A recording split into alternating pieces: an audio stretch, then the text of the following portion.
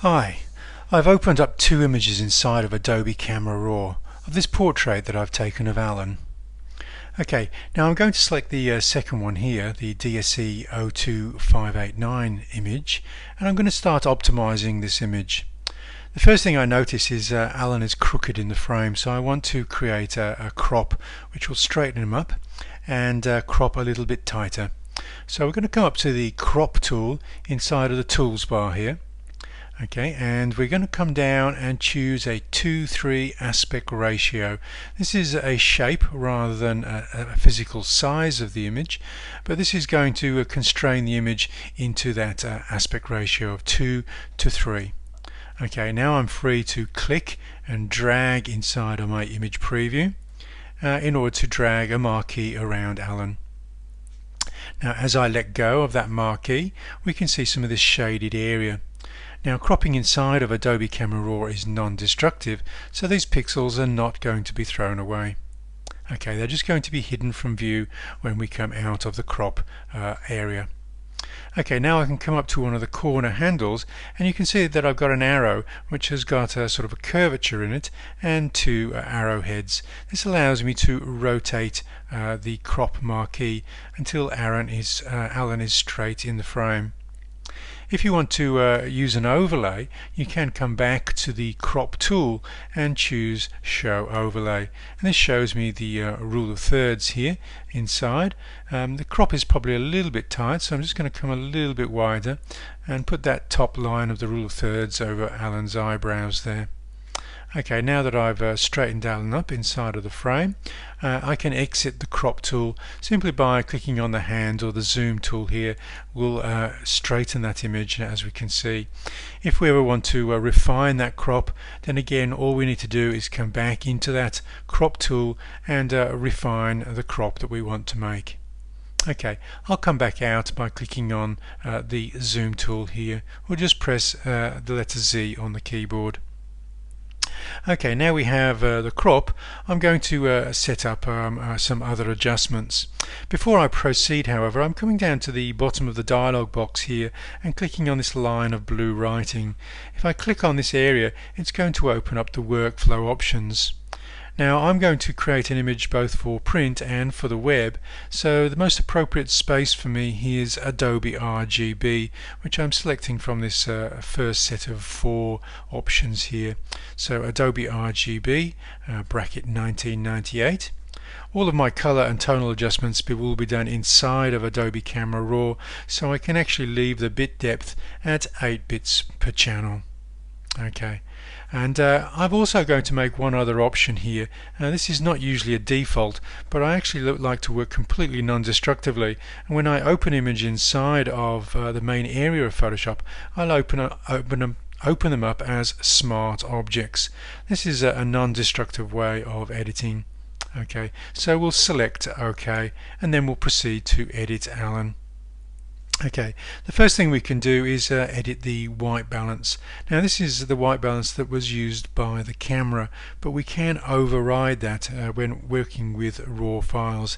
It doesn't really matter what white balance your camera is set, because we can undo those adjustments and assign a new white balance inside of Adobe Camera Raw. Now we could, for instance, choose auto. Okay, that perhaps for me goes a little bit cool, and so I'm going to try maybe daylight. Okay, and that's still got that blue cold feel. Probably something that would be closer, because I photographed Alan in the shade, is to actually choose the shade option, and that makes Alan now nice and warm. There is another option, and that is to come over to the white balance tool over here and then just click inside of Alan's grey hair, which is a tone that I know to be neutral. Okay, so just by clicking in here we'll actually get a very precise white balance for Alan. Now Alan's a little bit too colourful, or his skin is a little bit too saturated for me, so I'm going to come down to the bottom of these sliders here and choose the vibrant slider and move that down to a position of about -20, just to remove some of that vibrance of colour from Alan's skin. Okay, Now what we're going to do is we're going to set a black and white point. Sometimes in Adobe Camera Raw people advise you to work from a top-down approach, but the first thing I've noticed here is we don't really have a white point for this image. There's a gap inside of this histogram, and you can see as I hover over there it's indicating that whites are in this area, and this is probably the first adjustment that I want to make, is by assigning a white point. Now I'm just going to click on the white point clipping here, or highlight clipping warning, and I'm also going to click on the shadow clipping warning. This will show us when we actually start losing detail inside of either the shadows or the highlights. And the purpose of this exercise is to create a full tonal range without losing any detail. So I'm going to come up to my white slider, and then I'm going to click and drag that, moving it over to the right, and you'll see that histogram above stretching out to touch the right hand wall. If we move it too far, you'll see the clipping starting to occur. Now this is areas that we're actually losing detail inside of this area, so we've pushed the white point too far. So what we want to do is come back until all of those clipping warnings disappear. Now I prefer to use the image preview rather than just rely on the clipping warning triangle, which will, as you see, when we do clip, will light up as white to indicate clipping. So even without this checked, we can actually see that there is some problems occurring up in this in the highlights zone of this image. So I'm going to bring the whites back, and again, if we click on that clipping warning, it will just help me make sure that we have absolutely nothing clipped inside of the highlights there. Okay, we can do the same thing now with the shadows by moving the black slider. Okay, now if I push this to the left, we're going to force some clipping. Now I'm not overly concerned about the clipping in the background. This is a black piece of velvet fabric that I've hung up behind Alan.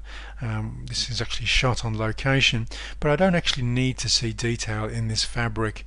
I'm more concerned about losing any information in the dark shadows of Alan's shirt. Again, if I push the black slider too far, you'll see we'll start to lose information in the fabric, and for me that's too much clipping, so I'll back off until we have full detail in the shirt, but just a little bit of clipping inside of that black background there. Okay, so we're going to move forward now and make some localized adjustments. Okay, well, perhaps before we do that, I could probably also talk to you about the highlights and shadows slider. I'll just click off these clipping warnings to remove those colors. Okay, one of the things we can actually do is if we want to pull a little bit of extra detail into the highlights, is we can use the highlight slider. By pushing this to the left, we can actually increase the amount of information in this highlights to give a little bit more texture inside of these areas. Similarly with the shadow slider, I can increase the amount of detail visible in the dark shadows by moving the shadow slider this time to the right. We're also getting a little bit of extra benefit by getting a little bit of extra detail inside of the white wispy hair by moving this shadow slider up to the right. If you ever want to zero a slider, just double click the slider and it will return to 0.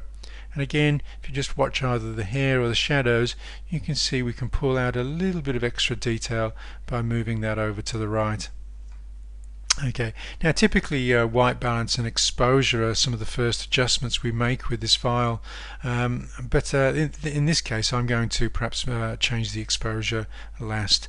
By just moving this to the right, I'm going to make Alan a little bit brighter, maybe as much as half a stop, plus 0.50 there. Now when we've made those adjustments, it's always worth checking that we have the optimum white balance here.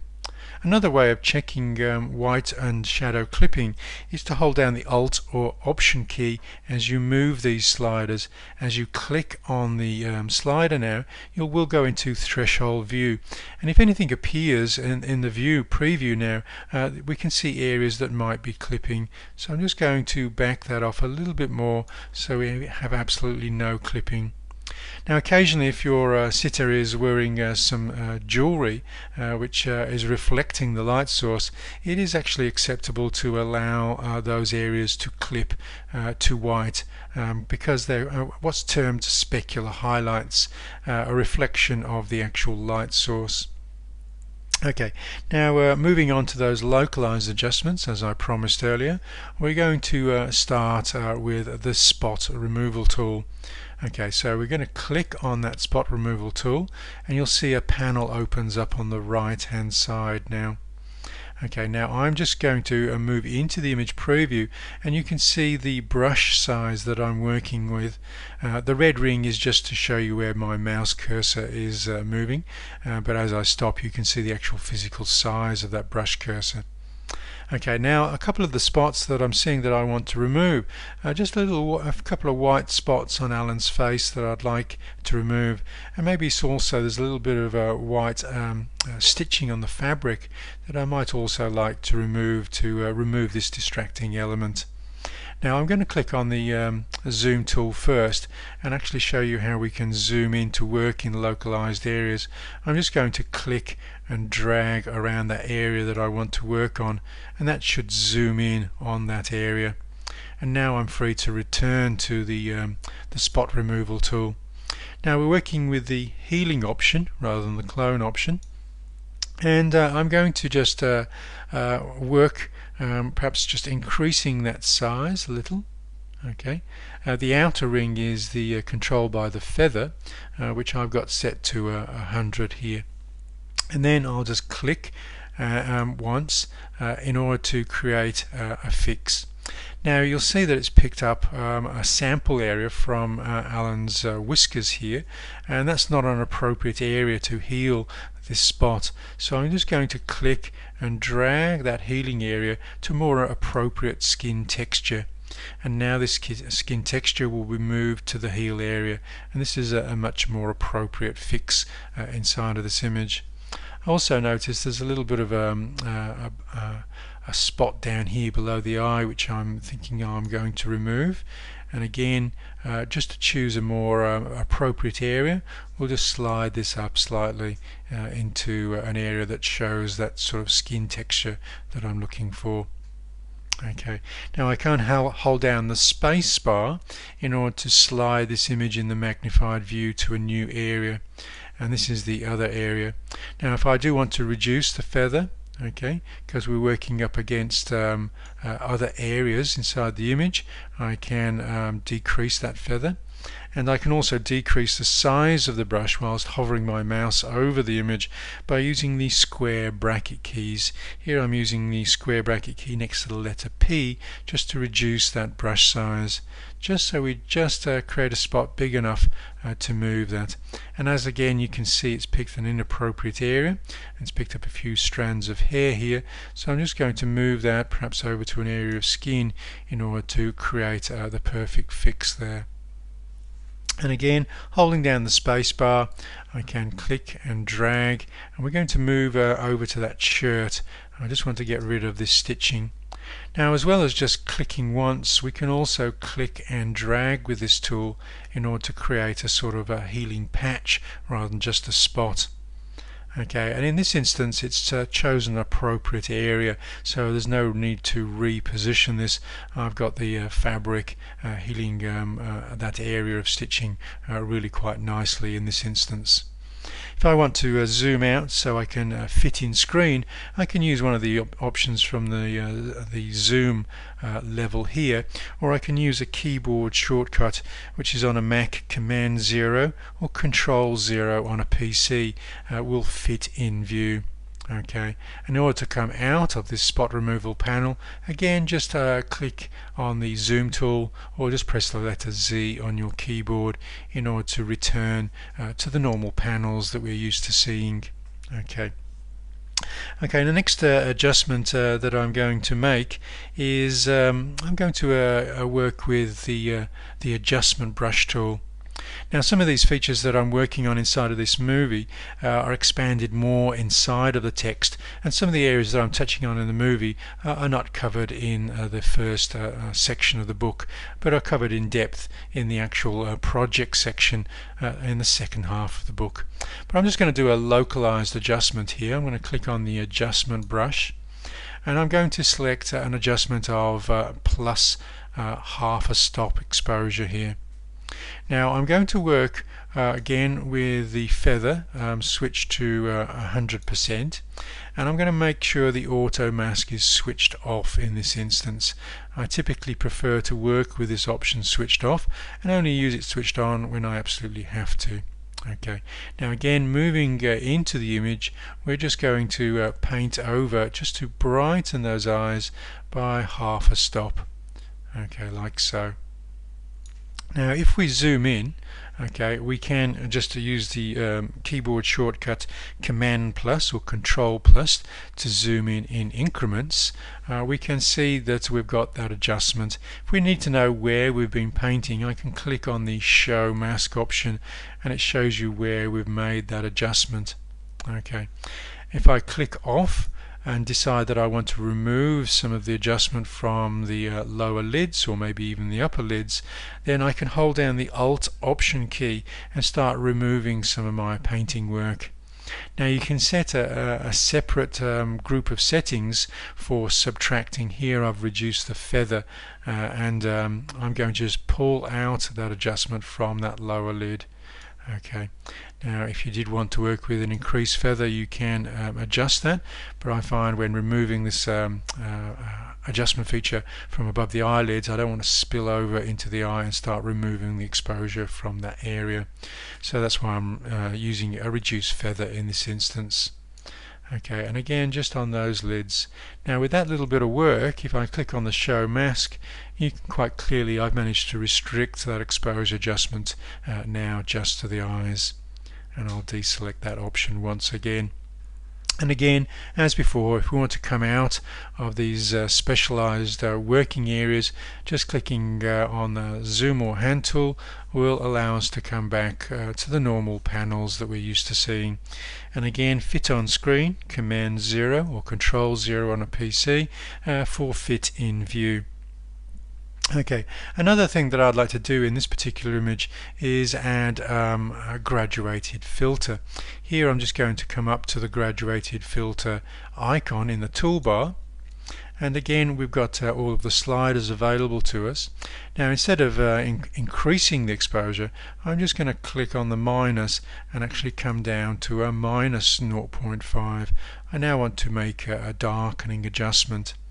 And I'm going to come in and click inside the image just below the eye here, and then click and move over to the bridge of the nose.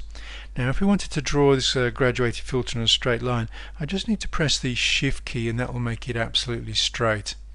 Okay, and that's the option I'm going to take here, and then let go of the mouse button before letting go of the Shift key.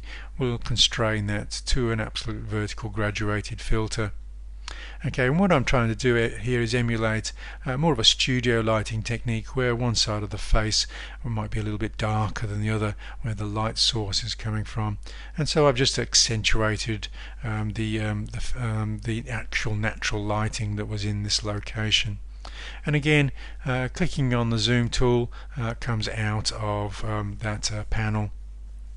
Okay, just to finish this image off now, I'm going to come over to the Detail tab in order to sharpen this image.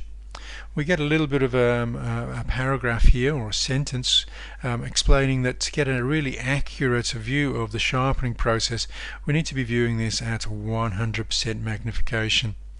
Now a keyboard shortcut for zooming in to 100% is Command Option 0 or Control Alt 0 will zoom in to 100%.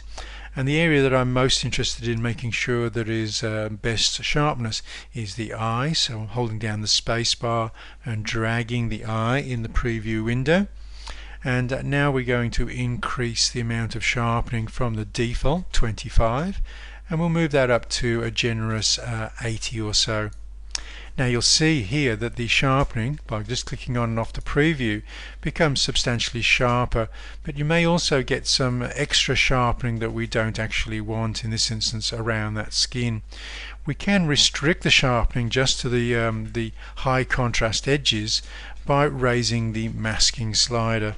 Just hold down the Option or Alt key and raise that masking slider to go into threshold view. As we move this to the right, any areas that are black will now be protected from the sharpening process, so will prevent excessive noise or grain from appearing inside of those areas. And now we'll click on the basic panel just to return to that area now that we've sharpened this image. Okay, and again, Command 0 or Control 0 to fit on screen. What we're going to do now is we're going to synchronize the settings that we've made on this image with the other image that we have open of Alan here. Okay, so I'm going to hit the Select All, and then I'm going to hit the Synchronize button. Okay, now the Synchronize dialog will come up, and what we can do is select everything. Okay, but sometimes we don't want to synchronize everything. For instance, I don't really want to synchronize the crop, which is not going to be appropriate for the second image, and also the spot removal. If this had been used to remove dust spots on the sensor, this might be an appropriate one to leave checked, but these were more aesthetic adjustments that I was making with the spot removal, so I'm going to uncheck that as well. And also the eyes are very unlikely to be in exactly the same position, so my local adjustments with the adjustment brush and graduated filter will also need to be unchecked. And then we can simply select OK, and my settings from this image that I've been editing are now transferred over to this second image of Alan. Now we will need to make some minor adjustments. Okay, you can see that the spots that we removed in the initial one are still there now, and we've also lost the brightening of the eyes and the graduated filter. Okay, so it's also just a little bit brighter, so I might just back off on the exposure slider just a touch, maybe to 0.30, and I'm also going to make a slightly tighter crop of Alan here. Again, we'll still be in the original 2:3 aspect ratio. Okay, so I'm just going to come in and make a tighter crop of Alan, and maybe just a small twist in order to create that crop. I can create a very tight crop of Alan by coming into the forehead here and just moving that off center just so the eye sits on that rule of thirds here, and then again hitting on the zoom tool in order to apply that crop for an off center portrait in the landscape mode here. Okay, now that I've processed the two images and I want to output or save these images, again I'm going to select all. Okay, and then we can come down to the Save Images button in the bottom left hand side of the dialog here. Just click on Save Images. Okay, now in the Save options, okay, we have we can choose the location. I've chosen to save my images onto the desktop. Okay, you could browse to a folder or your pictures folder on site in your computer operating system. Here I'm choosing to name the files with my family name first, then a dash, then my initial, and then another dash. Don't leave any spaces when you're using file naming. In the second box I'm actually putting in the project that I'm working on, and I call this A1 here. Now it's going to use the file extension JPEG, but if I don't want to come out with JPEGs in this dialog, but I want to come out as compressed DNG files, you'll see we have a number of options for digital negative, JPEG, TIFF, or Photoshop file, PSD file. I'm going to choose digital negative in this instance, but instead of creating digital negatives that are of the same physical size as the master raw files we've been working on, I'm going to check on the Use Lossy Compression option here now. And I'm going to, from the pixel count, I'm going to choose to limit this from the 24 megapixel files that I had been working with to just a 6 megapixel file. This will enable me to transfer a file maybe to a colleague who needs to work on a raw file but doesn't need all of the high resolution that we're working with from the camera sensor. And now I can choose to export these to my desktop just by hitting the save option. Okay, I'm going to cancel out at this point. I've already saved these files once before, so I'm just going to cancel out in this instance. Okay, now another option, I'm just going to, because we've got both files selected, I'm just going to go Command D or Control D on a PC in order to deselect that file. Okay, and I'm going to select Alan in the portrait format here, and I'm going to show you another way where we can save JPEGs for the web and upload them. Okay, I'm going to open this raw file not as an image but as an object. Now this was the setting that we set up inside of the workflow options. Open in Photoshop as Smart Objects. If this is not selected, what you'll see is you'll see the button appear as Open Image. Now we can override that just by holding down the Shift key and make that into an Open Object button and then click as an alternative workflow. This will embed a raw file, a duplicate of the raw file, into a layer. Now this Smart Object layer will hold the name of the file and not be called background. This is a completely non-destructive workflow, and if at any time I want to adjust the settings that I've made inside of Adobe Camera Raw, if I double click the Smart Object thumbnail, the image opens back up inside of Adobe Camera Raw, and then I can make some adjustments if necessary. For instance, I could make Alan just perhaps a little bit brighter by pushing that up to 0.85 in this instance, and then select OK. And this will apply the updated settings to Alan, and you'll see Alan just now get a little bit brighter. Okay, now if we want to save an image off, okay, inside of the main editing space of Photoshop, first of all I would encourage you to save this as the master file that we've opened up here. So just go File, Save As, and choose Photoshop as your format, and you'll see that it's got the file number and also the fact that it contains a smart object. Okay, and you'll also see that because we set up Adobe RGB as my working space, okay, we also have that profile there.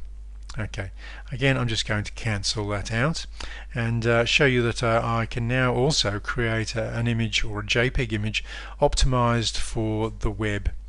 Okay, so we're going to come up to File menu, choose Save As. Okay, sorry, I'll just cancel that out. I meant to go File, Save for Web. Okay, so we're opening up a Save for Web dialog here. Now the file is a very large file, 24 megapixels, so I'm just going to choose Fit in View from the Zoom menu there so we can see all of Alan.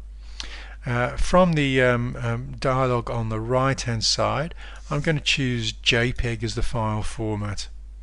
I'm going to choose Optimized and Progressive, and I'm also going to select Embed Color Profile.